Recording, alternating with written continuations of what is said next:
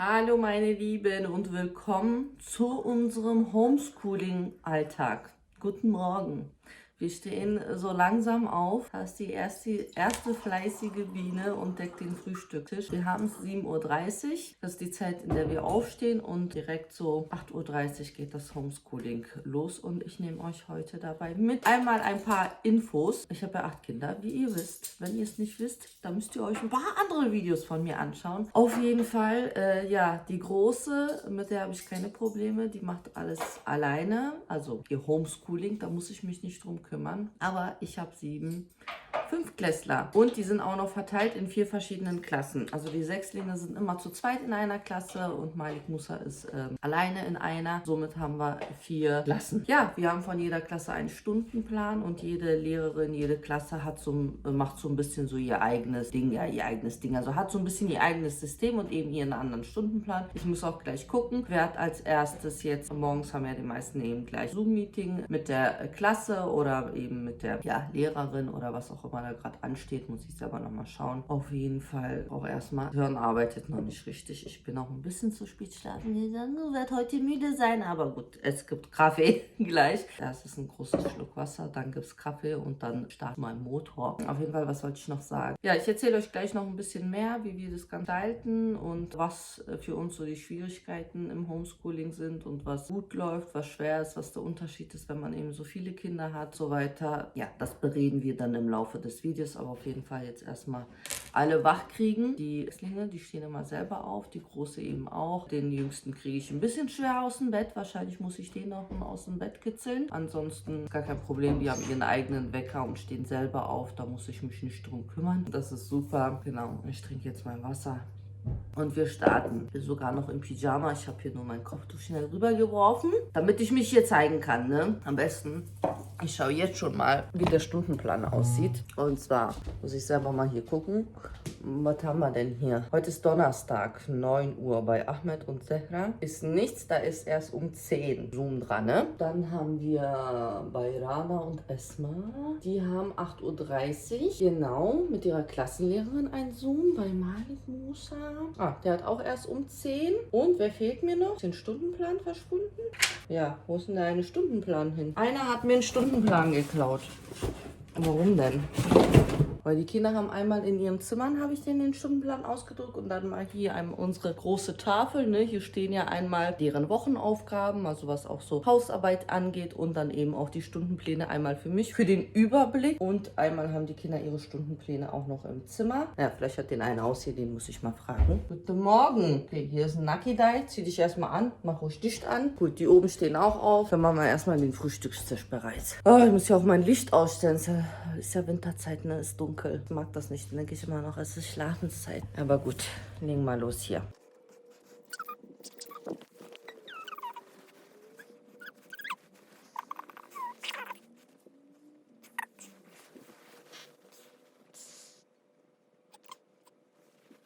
Du musst zur Schule. Du musst einmal rüberlaufen zum Esstisch.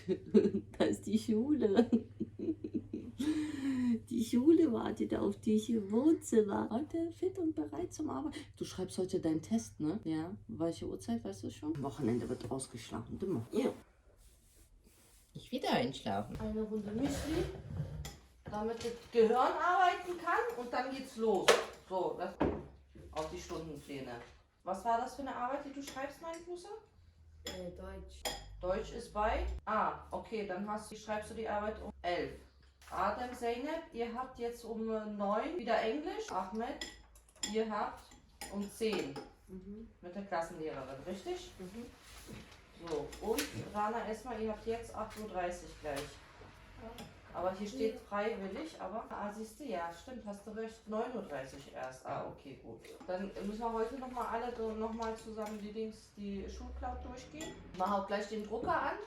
Ich zeige euch ja heute so unseren Alltag, also wie unser Homeschooling aussieht, und mich würde natürlich auch interessieren, wie es bei euch aussieht, wie es bei euch läuft. Ich werde noch im Detail so drauf eingehen, aber schreibt mir auf jeden Fall in den Kommentaren immer wieder mal rein, was ihr so über das Ganze denkt und wie es bei euch läuft. Ich denke mal so, hätte ich jetzt 1 oder 2 Kindern, gerade so in dem Alter, würde das auch nochmal ganz anders aussehen. Die würden wahrscheinlich in ihrem Zimmer sein und das alleine machen. Aber bei so einer ganzen Truppe ist es fast wie eine kleine Mini-Schulklasse, und dementsprechend ist das so, dass wir das Ganze wirklich hier verlagern, an Esstisch. Wir haben noch den anderen kleinen Schreibtisch noch dahingestellt, zeige ich euch auch, dass auch nochmal da 2 arbeiten können, weil es wird schon hier ein bisschen eng mit den ganzen Materialien, Büchern und Heftern. Und ich bin dann halt hier, sitze hier als Lehrerin. Beobachte, dass auch jeder schön arbeitet, weil klar, es ist eine andere Situation als wie in der Schule. In der Schule ist man in der Schule, da weiß man, es ist jetzt Schulzeit, man hat die Regeln, was man im Unterricht machen darf, was nicht, ob man quasseln darf, ob man aufstehen darf, all solche Sachen. Zu Hause ist es natürlich für die Kinder eben eine Umstellung, man muss sich daran gewöhnen. Ne, man ist ja hier in einer lockereren Stimmung, und da nutzt man gerne die Zeit dann zum Quasseln und ja, zum Vertrödeln. Deswegen bin ich halt hier, um zu schauen, wirklich, dass alle auch arbeiten und die Zeit nutzen, und natürlich auch, um die Kinder zu unterstützen und auch so ein bisschen organisatorisch alles zu planen. Ja, jetzt in der 2. Homeschooling-Woche, ne, bei uns in Berlin haben wir am 4. nach Silvester, also am 4. Januar bei uns das Homeschooling angefangen. Jetzt sind wir in der 2. Woche. 2. Woche läuft auch schon viel besser. Ja, also wir haben uns jetzt ein bisschen eingespielt. Es ist natürlich, man muss überlegen, es ist ganz schön viel. Ich auch schon meinte, wir haben ja 4 Klassen und jeder Lehrer macht es so, organisiert es auch ein bisschen anders. Ne? Wir haben ja die Zoom-Meetings, wir haben diese Schulcloud, ne? Und wir haben den Messenger. Und auch gerade diese Schulcloud und der Messenger haben oft technische Probleme. Das heißt, die funktionieren öfters mal nicht. Ne? Letzte Woche gab es ganz große Probleme mit der Schulcloud. Messenger war dann auch eine Zeit lang offline, also das sind solche Sachen. Einmal ist halt da Kommunikation über den Messenger eben, über E-Mails, das heißt, ich bekomme auch von den Lehrern E-Mails, und dann sind auch noch Infos und Aufgaben in dieser Schulcloud, und das ist manchmal doch ganz schön viel, und überlegt mal das Ganze mal 7. Ne, ich zähle ja die Große nicht mit, die werdet ihr ja auch nicht so viel hier sehen. Ihr wisst ja, wie das so ist, ne? Wer nicht gefilmt werden möchte, der wird hier nicht gefilmt. Und ja, stellt euch vor, ihr 7 Kinder mit E-Mail, Messenger, Cloud und Zoom. 4 verschiedene Portale, das mal 7. Das ist schon, also für den Anfang erstmal so hirnmäßig das alles zu nehmen, ist echt schwierig. Also eine Klasse von den Kindern, eine Lehrerin ist da wirklich so ein bisschen, wo sie sagt, nee, sie möchte, dass wirklich alles über die Cloud läuft. Das heißt, die haben keinen Messenger. Das ist dann eigentlich ganz gut, wenn es halt wirklich über ein Portal läuft. Ne? Das ist dann einfacher, ne, wenn man irgendwo sich einloggt. Das Ding ist, ne, ich muss mich, gerade zum Beispiel diese Cloud, da muss ich mich wirklich jedes Mal neu ein- und ausloggen, wenn ich es über ein Gerät mache. Das ist so das Problem. Eine hatte mir bei Instagram geschrieben, ja, mach doch mehrere Tabs auf. Ja, habe ich gemacht, aber sobald ich mich bei dem nächsten Tab für ein anderes Kind einlogge, ist das andere Tab auch dann, schaltet sich das um auf das andere Kind. Also es ist so systemmäßig gar nicht machbar. Also aktuell muss ich sagen, so bin ich sehr zufrieden, wie es läuft. Es ist zwar für mich sehr anstrengend, weil ich halt hier jetzt eben mit den Kindern das ganze Homeschooling mache, und normalerweise ist das so, die Kinder gehen in die Schule und ich habe die Zeit, in Ruhe meine Hausarbeit zu machen, meine Arbeit zu erledigen, sauber zu machen, einkaufen zu gehen, so dass, wenn die Kinder montags aus der Schule kommen, einfach hier entspannte Atmosphäre herrscht. Ja, jetzt ist es was ganz anderes. Jetzt bin ich halt wirklich komplett die ganze Zeit beschäftigt mit dem Homeschooling, Sachen auszudrucken. Das ist ja auch noch so ein Ding, ne? Im Sommer war das ja wirklich beim ersten Lockdown ja echt katastrophal, weil das war alles so spontan, und ja, hatte jeder einen Drucker zu Hause, ne? Hatte jeder mehrere Tablets zu Hause, all sowas. Wir haben bis jetzt immer noch, also wir haben einen Computer und ein Tablet und kommen jetzt so, müssen damit zurechtkommen. Ja, also ich will auf jeden Fall noch ein Tablet besorgen. Aber ich will jetzt nicht, normalerweise wäre es mir lieb, ich hoffe, die Schule, da kam letztens die Info, dass wir eventuell welche kriegen, weil es wäre jetzt wirklich gut, wenn jetzt jede Klasse, also die 4 Klassen, jetzt wirklich jeder dieses iPad hat, ne, jede Klasse, also die 2 Kinder sich ein iPad teilen. Ja, auf diesem iPad einfach die Cloud drauf ist, der Messenger drauf ist, das Zoom drauf ist und dann die 2 Kinder wirklich alleine sich darum kümmern können. Ne? Das wäre jetzt nochmal ideal, also darauf wollen wir hin, so bis nächste Woche. Wäre es wirklich super, wenn ja, jede Klasse eben ihr eigenes iPad hat, also von den Kindern. Das wäre nochmal einfacher so, weil wie gesagt, so muss man mal das 1-2 Geräte immer umhergeben. Wie gesagt, wenn gleich Zoom losgeht, ist das nämlich so. Ne? Die einen machen es übers Computer, die anderen machen übers Tablet und gestern hatten ja alle 4 gleichzeitig auch Zoom, das ist ja auch so. Dann machen die anderen 2 das übers Handy, aber übers Handy ist es halt nicht so ideal. Deswegen wäre es übers Tablet besser. Aber ich sehe, ganz ehrlich, ich sehe es nicht ein, jetzt selber für uns jetzt nochmal weitere 3 Tablets zu kaufen.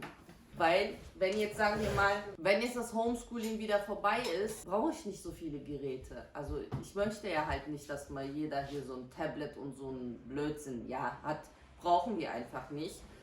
Deswegen wäre es mir jetzt schon lieb, wenn ich jetzt von der Schule jetzt nochmal wenigstens 2-3 Geräte bekomme für diese Zeit, ne, für diese Homeschooling-Zeit. Das wäre dann auf jeden Fall eine Erleichterung, wenn er halt besser nochmal das alles selbstständiger macht. Wir machen eben schon jetzt viel selbstständig, aber mit den zusätzlichen Tablets wäre es halt jetzt nochmal besser. Ich muss dann mal drucken. Ja, wenn ihr wüsstet, wie viel ich hier drucken muss, das ist echt für 8 Kinder. Ich habe auch schon letztens im Großhandel, was habe ich gekauft? 2500 Stück Papier, Druckerpapier im Großhandel. Da war es günstiger. So.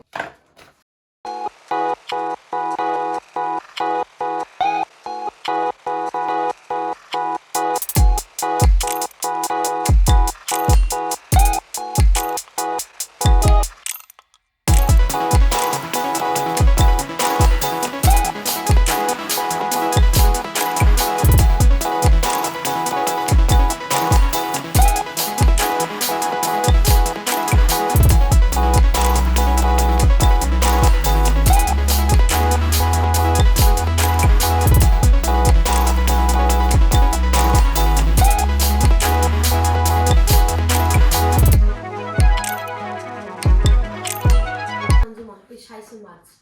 Mein Bruder heißt Moritz. Ja, Mein Hund ja, heißt Flecki. ja. Na, Flecki buddelt im Garten. Nee, und dann er buddelt im Garten. Er Dann buddelt passt es im ja. Garten nach Mäusen. Genau, du musst Dann ja nur kommt die er beiden nach verändern. Legst du das hier drauf, dann weißt du, ich bin jetzt gerade bei der Hütte abschreiben. Und dann machst du so, dann siehst du das immer direkt, dass du da bist. Oder du nimmst sogar ein Lineal, hast du ein Lineal? Dann kannst du sogar noch besser direkt die Zeile, in der du bist. Guck mal. Du hast doch jetzt 5 und 5 ist doch jetzt 10. Dann musst du den einer hier oben hin tun. Und jetzt 7 und 0 ist 7, plus 1 ist dann 8. Du musst den 10er musst du hier bei der nächsten Zahl übergeben. Ich weiß, aber hier ist doch keiner übrig. Hier ist keiner übrig. 5 plus 5 ist doch 10. Dann schreibst du hier die 0 hin und der einer geht rüber zu den 10ern. So, wo werden wir denn mal? Ja. Doch schlechte Laune am Morgen? 7 und 8 ist 15, ja? Ja. Also hier die 5 und den einer hier drunter schreiben. So, das heißt, du hast jetzt 5 plus 2 und plus 1, genau. Dann Genau, ja.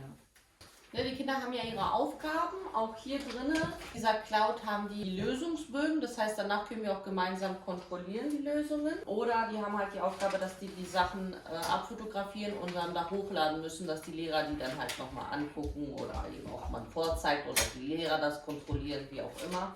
Da muss ich auch ganz vorsichtig sein, ne, wenn da irgendwas noch nicht fertig ist, dass sie die Lösung nicht sehen und nicht abgucken. Ne? Man könnte es sich auch einfach machen. Hast du hier schon die Lösung kontrolliert?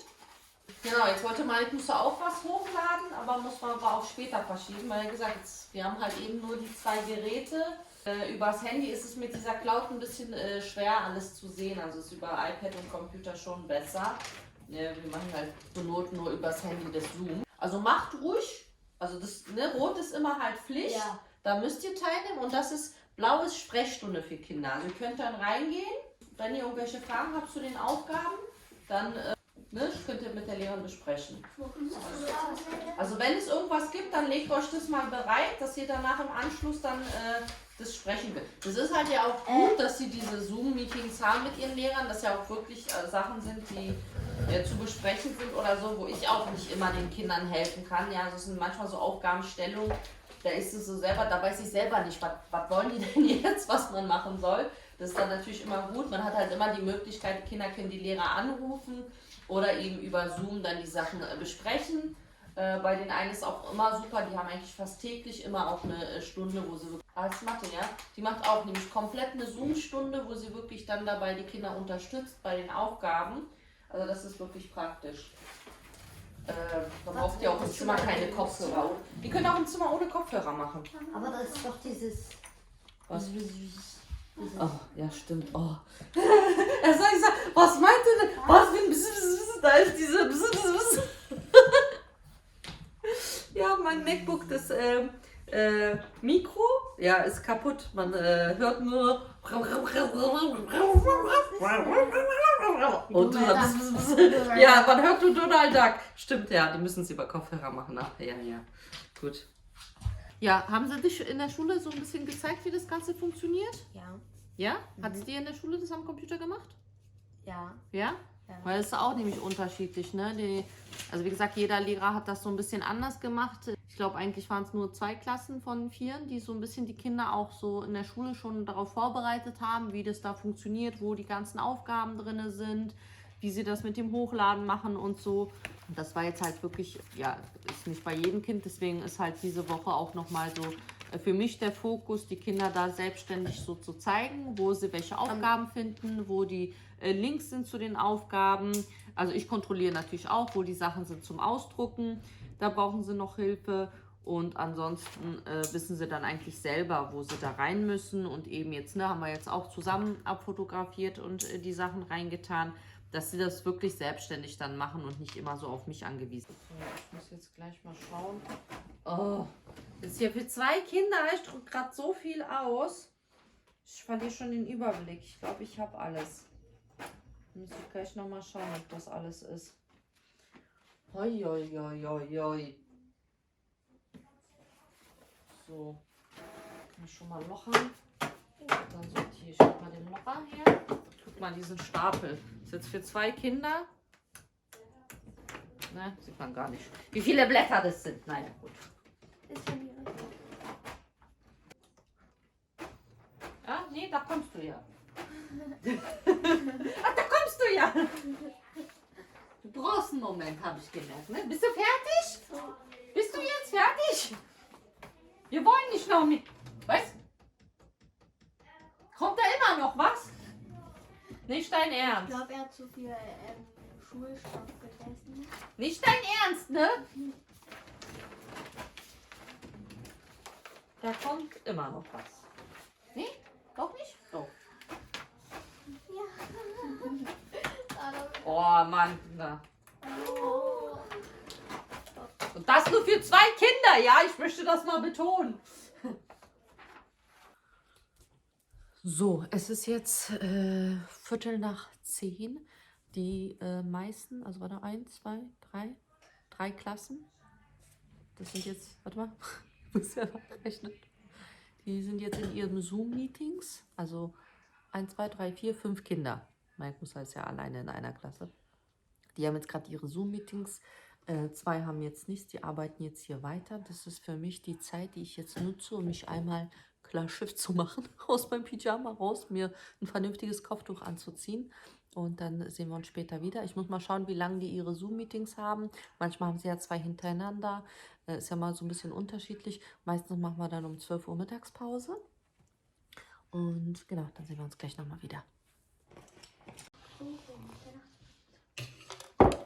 So, es ist 12 Uhr. Wir haben jetzt eine Mittagspause bis 13 Uhr, weil um 13 Uhr haben wieder 2 Kinder noch ein Zoom-Meeting mit der Klasse. Deswegen ist jetzt erstmal Pause. Wir brunchen jetzt. Also die Kinder hatten ja heute Morgen Müsli gehabt und jetzt gibt es nochmal Brunch. Also ich habe Brötchen gebacken. Aufgebacken. Ich habe Brötchen gebacken. Ja klar, ich habe in der Zeit noch voll die Brötchen gebacken. Brötchen aufgebacken. Wir essen ja immer abends warm. Ne? Wird es auch gar nicht schaffen, in der Zwischenzeit noch zu kochen. Aber es ist bei uns eh so, dass wir immer abends warm essen. Von daher, jetzt wird gerade gebruncht und dann geht es weiter. Dann, also die Brunch, bis sie gegessen haben. Naja, ist ja schon 10 nach 12. Bis sie gegessen haben, kurz noch ausruhen. Dann geht es um 13 Uhr weiter. Dann machen wir um 14 Uhr eine kleine Sportpause. Ich schaue mal, ob wir eine Runde rausgehen oder in den Keller toben. Ja, Moment, das kriegst du gleich. Ich wollte einmal zeigen, hier was Leckeres wir immer essen. Und zwar hatte ich euch letztes Mal bei irgendeinem der Vlogs schon erzählt. Ich habe ja so einen super tollen Online-Shop, wo ich sehr gerne Sachen so kaufe, so gesunde Leckereien. Unter anderem auch so, ihr kennt ja solche Aufstriche bestimmt, solche Gemüseaufstriche oder wie man die nennt. Meistens sind die ja vegan. Und die sind oft woanders, wenn man die kauft, immer sehr klein. Und die haben dort immer sehr große Packungen, große Sachen. Und dieser Aufstrich, ihr müsst ihn unbedingt probieren. Das ist Bio-Tomate-Basilikum-Aufstrich. Der schmeckt so, so lecker. Oh, das ist so, so krass lecker. Und das ist eben groß. Und weil diese kleinen, wie viel ist denn da in den kleinen? Ist immer, die haben mal 400 Gramm, in den kleinen ist, glaube ich, immer so 175 oder so. Das ist so mit einmal jeder schmiert ein bisschen aufs Brot leer. Von daher lohnt sich das auf jeden Fall. Ich verlinke euch diesen Online-Shop unten, denn die haben wirklich super tolle Sachen. Ich habe jetzt sogar, Dattelzucker bestellt. Ich habe ja schon Dattelsirup gehabt und so, aber sogar jetzt Dattelzucker. Also unglaublich, was alles die haben.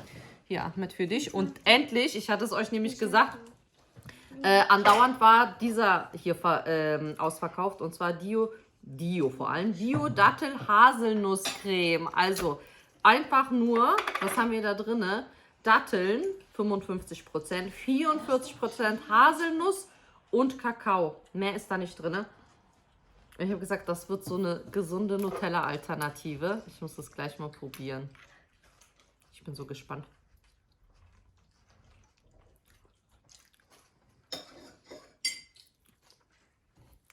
Ey, krass.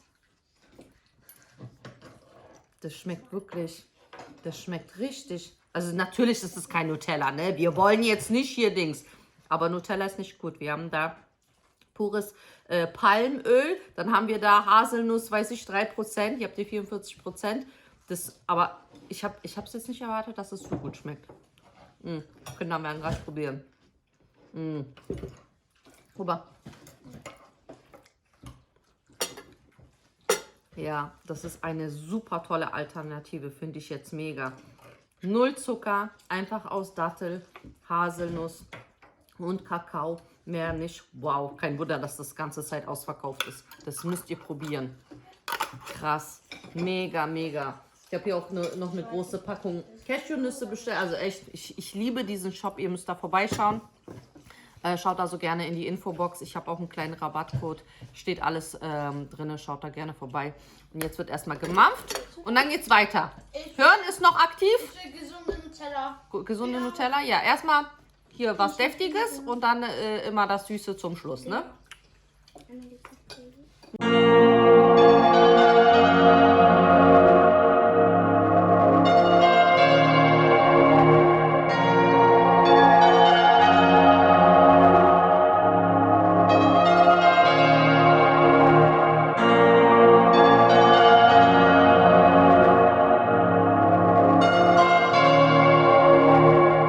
Bio-Dattel-Haselnusscreme, 500 Gramm Premium-Datteln und Haselnuss aus dem frischen Garten aus Mexiko. Kaufen Sie jetzt DHC. Nur bei Koro. Bei Koro. Link ist in der Infobox. Link ist in der Infobox. Kaufen Sie jetzt DHC. Also, wer ist für an die frische Luft raus? Oh. Warte doch mal. Warte, wir reißen die Kellerfenster auf. Okay. Moment. Stopp. Moment, hallo.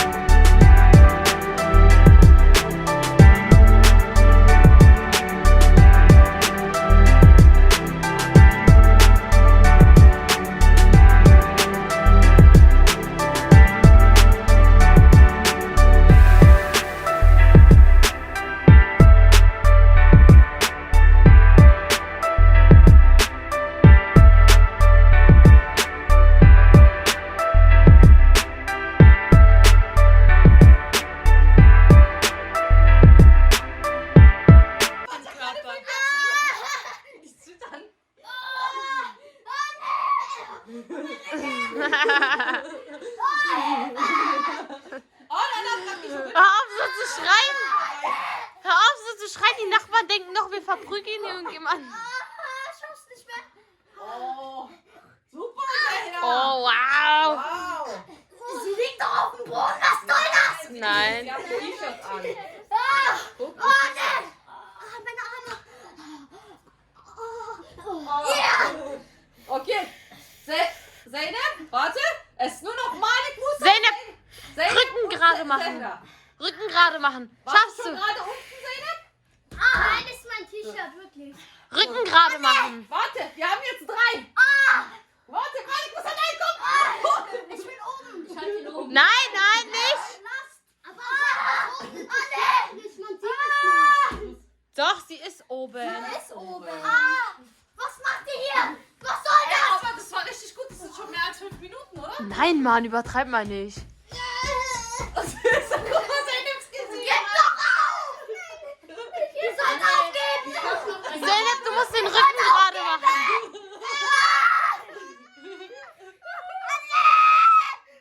Malik Musa. Da läuft ein Mann vorbei, er hat mich gesehen. Meine Füße sind... Ja, und die Nachbarn Du schaffst es. Ich schaff's nicht! Ich schaff's nicht! Ich schaff's nicht! Duell. Malik Musa. Ich schaff's nicht! Ich schaff es! Nein, ich schaff's nicht! Ich schaff es! Sarah, gib auf! Bitte! Sarah! Sarah, gib doch auf! Der Junge ist am Verkrümeln. Sarah, ich schaff's nicht! Okay, Anne, aber Sechner hatte mir... Malik Musa hat verloren. Anne, Sechner hatte viel mehr... Er ist Zweiter. Guck mal, Zehra, warte mal noch weiter. Anne, aber Sechner hatte mehr Kraft, weil sie hat ja gar nicht mitgemacht bei den anderen. Na und? Nein, das hat damit nichts zu tun. Anne, Hä? Sie macht jetzt schon was seit 3 Minuten. Tom, jetzt. Wow. Also, Sechner hatte mir viel mehr... Bitte check. Also, Zehra hat uns jetzt alle geschockt mit ihrem gerade eben Gehüpfe. Hat sie euch jetzt alle geschlagen in Plank? Ich dachte mir so... So, nach dem Sport jetzt schön Wasser trinken. Dann fang auf, kriegt jeder ein Energy Ball. Der kann nach oben. Das ist die Hilfe. Erstmal, wo ist dein Reaktionsvermögen, sag mal. Adem, fang auf. Also, Wasser trinken, jetzt gibt es ein Energy Ball. Und dann machen wir noch. Jetzt ist es 5 nach 3. Ja, bis 16 Uhr ist noch weiter Unterricht, okay? Steht auch bei dir, Sechner, steht auch hier. Das ist auch so ein super Snack. Was steht hier? Wo ist das? Wo ist die Kamera? Hier. Willst du Haselnuss? Für Haselnuss. Zeig mal ein, wie viel Haselnuss aus. Du hast Haselnuss, Zeynep. Super Energie-Snack. Aber ich hab abgebrochen. Es gibt einmal Dattel, Erdnussbutter, Haferflocken, Erdnuss. Und das andere ist Dattel, Haselnuss, Kakaopulver, Nussbutter, Haselnussmus. Sport haben wir gemacht, Wasser getrunken, Energieball gegessen. Sind wir jetzt wieder fit, noch eine kleine Runde zu machen? Ja. Das heißt, wir machen jetzt noch eine kleine letzte Runde, noch so eine Dreiviertelstunde. Dann haben wir 16 Uhr, so ist ja auch normalerweise deren Schultag bis 16 Uhr. Und dann ist Feierabend. Ne? Ich denke, wir haben euch genug mitgenommen für heute. Es geht ja auch hauptsächlich heute ums Homeschooling, denn ich muss danach nochmal richtig loslegen, ne, auf mich. Kinder haben dann Schulschluss und auf mich wartet noch das Kochen, die Hausarbeit, Putzen und was noch so ansteht. Wäsche. Ja, danke, dass du mich erinnerst an meine wundervolle Wäsche, die auf mich wartet. Genau, da nehme ich euch jetzt nicht mit, sonst wird das Ganze zu lang. Ja, mich würde oder uns würde natürlich auch noch interessieren, schreibt uns gerne in die Kommentare, wie denn bei euch das Homeschooling läuft. Wie findet ihr das Ganze? Wie kommt ihr klar? Habt ihr vielleicht Tipps und Tricks? Gerne eure Meinung und wie ihr über das Ganze so denkt. Gerne in die Kommentare, dann lesen wir uns das durch. Ansonsten, genau, machen wir noch eine kleine Runde und dann ist Schluss, dann können die Kinder entspannen, ein bisschen Fernsehen gucken. Ja. Ja, morgen geht's weiter. Also ich Aber hab, morgen ist Freitag. Ja. morgen ist schon Freitag, Morgen ist jetzt ja. Also ich habe noch so ein kleines Fazit, muss ich sagen. Also ich finde es jetzt gerade so im Homeschooling, finde ich jetzt aktuell sogar besser wie jetzt normale Ferienalltag. Also ich meine jetzt so Ferienalltag während Corona, ne? Also der Ferienalltag wegen Corona ist ja doof, weil man kann ja nichts machen. Das heißt, die Kinder halt den ganzen Tag zu Hause. Und weil die dann halt auch nicht so viel Beschäftigung haben, ist dann der Alltag natürlich noch ein bisschen anstrengender.